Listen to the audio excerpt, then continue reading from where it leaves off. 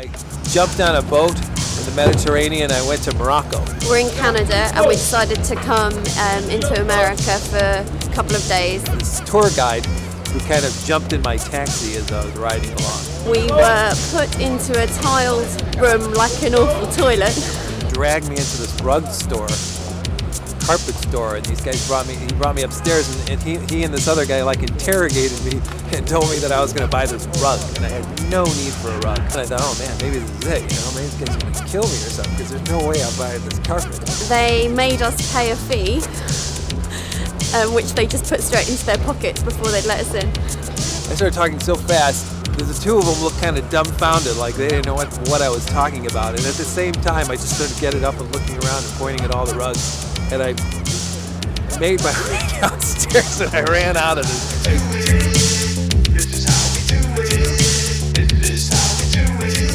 Hi, I'm Liza DeGia, and you're on The Map, Travelistic.com's weekly show devoted to all things travel, destination, and shared experience. It's already mid-December, and travelers around the globe are gearing up for the holiday season. Reuters is reporting that due to the increasingly low opinion of the United States as a travel destination, the U.S. government is turning to consultants from the Walt Disney Company and other theme parks to try to bring some fun back into the U.S. entry process. Sounds kind of goofy to us. A recent international survey ranked the U.S. as the most unfriendly destination, with arduous visa applications and stern immigration officials breathing fear into the hearts of visitors. Expect plenty of happy music and bright colors to take the place of the standard drab customs weight. But don't expect it too soon. The theme park committee has been slow to get off the ground, but plans to test their methods at Dulles and Houston airports soon. Every 30th traveler gets a free corn dog, and after your third entry into the U.S. in a year, you're allowed to take the beloved baggage carousel ride. Yeah, fear not, travelers, or at least fear less. Lifehacker.com just tuned us into an online fear of flying course offered at fearflyinghelp.com.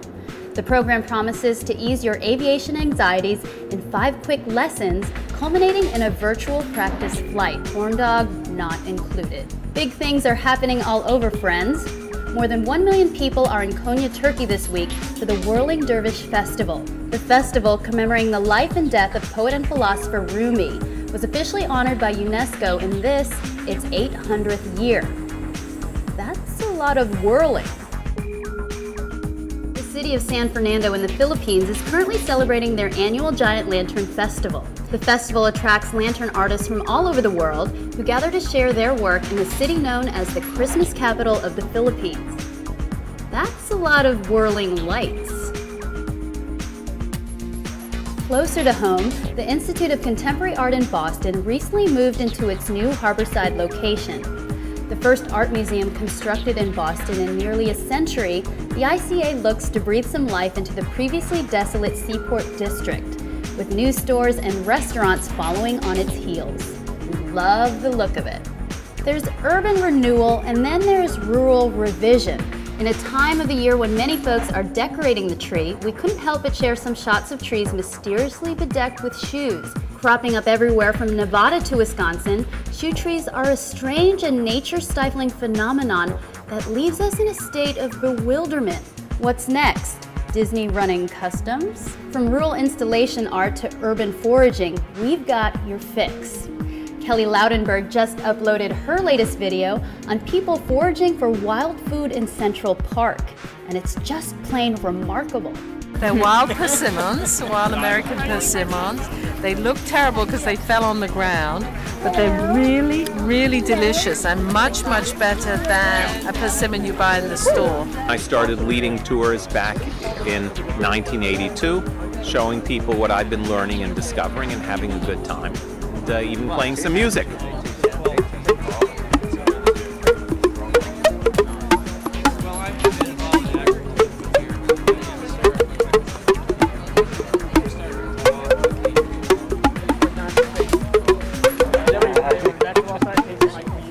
Wonderful. Bravo, bravo. Musically, I take after the mushrooms. I'm a decomposer. See the rest of Kelly's video on Travelistic.com. We feel your pain, weary travelers, and that's why we'd like to clue you into a great new site, beermapping.com. Yes, beermapping.com.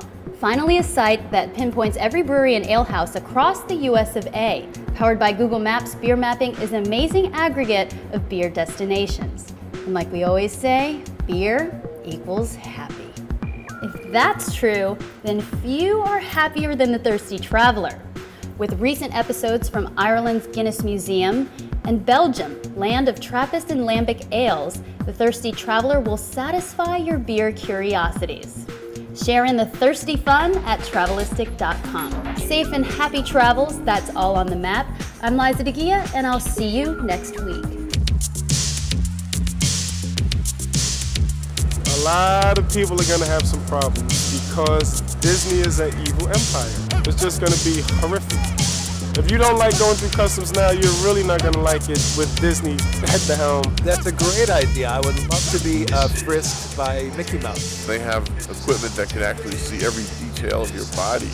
So that's going to be strange. Donald Duck checking my shoes because they make you take your shoes off. Black lights and balloons and things. It's crazy. But at night, liven up the airport a little bit anyway.